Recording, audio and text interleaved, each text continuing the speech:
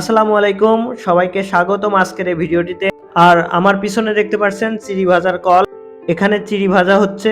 Right now আমি যে জায়গাটিতে অবস্থান করছি এটি হচ্ছে নাসির চিড়া মিল, যেটি অবস্থিত পোড়াদা হাড়ুমোড়, কুষ্টিয়া। তো সকাল সকাল চলে আসছে চিড়া কুটতে। তো চলুন দেখে আসি কিভাবে চিড়ি কুটা হয়। সকালের সূর্য উঠতে না উঠতেই বিভিন্ন শ্রমজীবী মানুষ তাদের নিজ নিজ পেশায় কাজে লেগে যায়। তো আজকে আমি আপনাদেরকে এমন একটি পেশার সাথে পরিচয় করিয়ে দেব যেটি হচ্ছে অন্যান্য পেশা থেকে সম্পূর্ণই আলাদা। এখানে দুজন শ্রমিক রয়েছে যারা ধান থেকে চিড়া তৈরি করছে। তো আজকের ভিডিওটিতে দেখতে পারবেন কিভাবে চিড়া তৈরি করা হয়। আমার নাম আব্দুল হালিম। আব্দুল হালিম, আচ্ছা, কত বছর বয়স থেকে শুরু করেছেন এই কাজ? আমি ধরো 18 বছর বয়সী।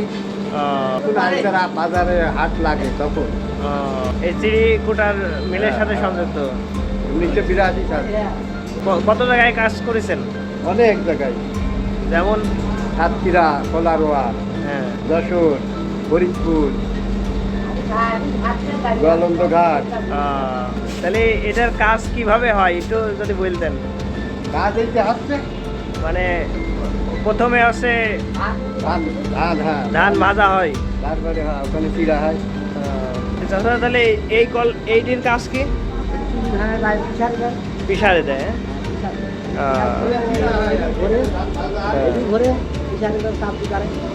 এইটা হচ্ছে চুল্লি, এই চুল্লি দিয়ে ধান ভাজা হয়, ধান ভাজি গরম করা হয়।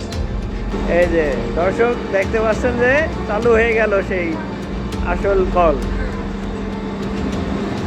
এটা সম্পূর্ণই হচ্ছে মোটরের মাধ্যমে চলছে। এই চুল্লির মাথায় রয়েছে একটি লোহার আস্তরণ, নিচে আগুন জ্বলছে এবং উপরে একটি চরকির মতো লোহার পাত। প্রথমত এটি ঘুরে ঘুরে সম্পূর্ণ বালুটাকে ভালোভাবে গরম করছে।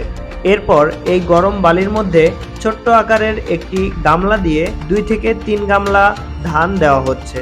গরম বালির ভিতর দেওয়া এই ধান সম্পূর্ণ ভালোভাবে ভেজে নিয়ে তারপরে ধান থেকে বালি বের করার জন্য একটি তারের চালনি ব্যবহার করছে।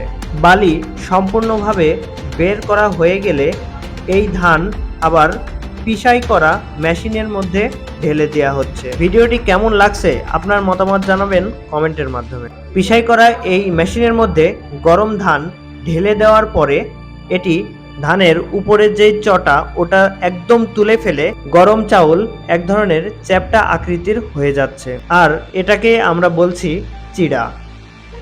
বাঙালির চিরচেনা আর জনপ্রিয় একটি খাবারের নাম চিড়া। এটি মূলত ধান থেকে তৈরি একটি শুকনো খাবার। বিশেষ করে নাস্তা, উৎসব বা বিপদের সময়ে তাৎক্ষণিক খাবার হিসেবে এর জুড়ি নেই। চিড়া তৈরির জন্য প্রথমে ধান গরম পানিতে ভিজিয়ে নিতে হয়। তারপর ভেজানো ধান পানি ঝরিয়ে নিয়ে মেশিনের সাহায্যে পিষে চ্যাপ্টা করা হয়, যা এতক্ষণে আপনারা দেখলেন।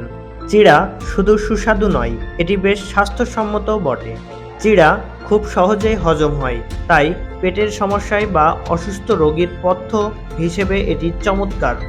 বিশেষ করে লাল ধরনের চিড়ায় আয়রন ও ক্যালসিয়ামের পরিমাণ বেশি থাকে। যাদের গ্লুটেন অ্যালার্জি আছে তারা নির্দ্বিধায় চিড়া খেতে পারেন। সকালের ঝটপট নাস্তা হিসেবে দুধ ও আম দিয়ে চিড়া খাওয়ার রেওয়াজ অনেক পুরনো। বাজার থেকে কেনা চিড়া অনেক সময় ধুলাবালি বা ধানের খোসা থাকতে পারে, তাই খাওয়ার আগে অন্তত 2-3 বার পরিষ্কার পানি দিয়ে ধুয়ে খাওয়া ভালো। তো প্রিয় দর্শকবৃন্দ, আজকের ভিডিওটি কেমন লাগলো তা কমেন্টের মাধ্যমে আপনারা আপনাদের মতামত জানাতে পারেন। তো আজকে আমাদের এই ভিডিওটি এখানেই শেষ করছি। ধন্যবাদ সবাইকে।